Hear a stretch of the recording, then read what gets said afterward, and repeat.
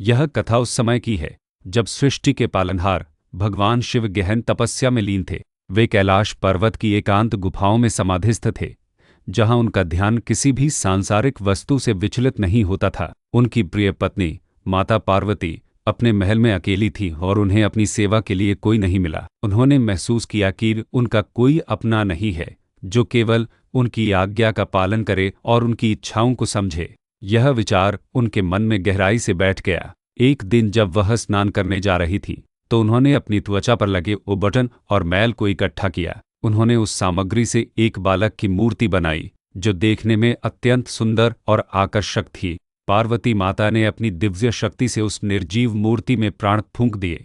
जैसे ही प्राणों का संचार हुआ, वह बालक जीवंत हो उठा। उसकी आंखों में एक अद्भुत तेज था और उसके मुख पर एक अनुपम मुस्कान थी। माता पार्वती ने उस बालक को प्रेम से अपने पास बुलाया और उसे हृदय से लगा लिया। उन्होंने उसे अपने पुत्र के रूप में स्वीकार किया और उसे एक विशेष कार्य सौंपा। उन्होंने बालक से कहा, मेरे प्रिय पुत्र, आज से तुम मेरे द्वारपाल हो। जब तक मैं अंदर स्नान कर रही हूं, तब तक तुम किसी को भी किसी भी कीमत पर अंदर आने की अनुमति नहीं दोगे। मेरी आज्ञा का पालन करना। बालक ने अपनी माता की आज्ञा को शिरोधार्य किया और पूरे भक्तिभाव से द्वार पर खड़ा हो गया। थोड़ी देर बाद भगवान शिव अपनी तपस्या पूरी करके लौटे। जब वे महल के द्वार पर पहुंचे तो उन्होंने एक बालक को द्वार पर खड़े देखा।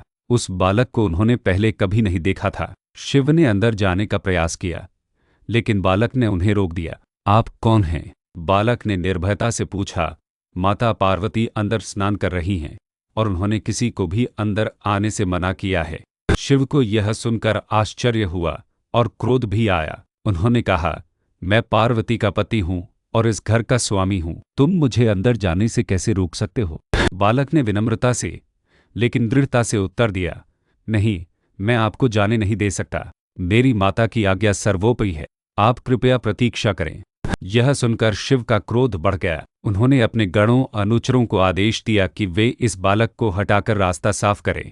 गणों ने बालक को हटाने का प्रयास किया, लेकिन उस बालक ने अपनी दिव्य शक्ति से सभी गणों को परास्त कर दिया। गणों का एक भी वार उस पर असर नहीं कर सका। बालक की शक्ति देखकर सभी गण हैरान थे और कोई भी उसका सामना नहीं कर सका। जब सभी गण हार गए तो देवर्षि नारद और अन्य देवताओं ने इस स्थिति को देखा। वे जानते थे कि यह कोई साधारण बालक नहीं है। नारद मुनि ने शिव को समझाया, हे महादेव, यह बालक अत्यंत शक्तिशाली है और यह आपकी पत्नी माता पार्वती का पुत्र है। लेकिन क्रोध के आवेश में शिव ने उनकी बात पर ध्यान नहीं दिया। अंततः शिव और उस बालक के बीच एक भीषण युद्ध छिड़ गया। दोनों के बीच युद्ध इतना प्रचंड था कि पूरी सृष्टि कांप उठी। शिव के पास सभी शक्तियां थीं, लेकिन बालक अपनी माता की आज्ञा के प्रति अटल था। जब शिव को यह महसूस हुआ कि वह इस बालक को आसानी से नहीं हरा सकते, तो उन्होंने अपनी क्रोधाग्नि को और भी अधिक बढ़ाया और त्रिशूल का उपयोग किया। अपने त्रिशूल से उन्होंने बालक का सिर धड़ से अलग कर दिया। जब पार्वती माता स्नान करके बाहर आईं तो उन्होंने देखा कि उनका पुत्र निर्जीव पड़ा है और उसका सिर कटा हुआ है। यह देखकर उनका हृदय टूट गया। वे अपने पुत्र की मृत्यु से अत्यंत क्रोधित हुईं और उनका क्रोध इतना बढ़ गया कि उन्होंने पूरी सृष्टि को नष्ट करने का संकल्प ले लिया। उनका रौद्र रूप देखकर सभी देवता भयभीत हो गए। देवताओं ने तुरंत शिव से प्रार्थना की, हे महादेव, यह अनर्थ हो गया है, कृपया माता पार्वती के क्रोध को शांत करें। शिव ने भी अपनी गलती का एहसास किया। उन्होंने पार्वती को शांत करने के लिए कहा, हे देवी, मैं इस बालक को पुनः जीवित करूंगा, तुम अपनी इच्छा बताओ।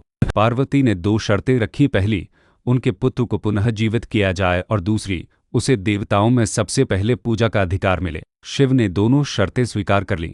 शिव ने अपने गणों को आदेश दिया, उत्तर दिशा में जाओ और जो भी पहला सिर मिले उसे लेकर आओ। गण उत्तर दिशा की ओर गए और उन्हें एक हाथी का बच्चा मिला, जिसका सिर उन्होंने ले लिया। शिव ने उस हाथी के बच्चे के सिर को बालक के धड़ से जोड़ा और अपनी दिव्य शक्ति से उसे पुनः जीवन दान दिया।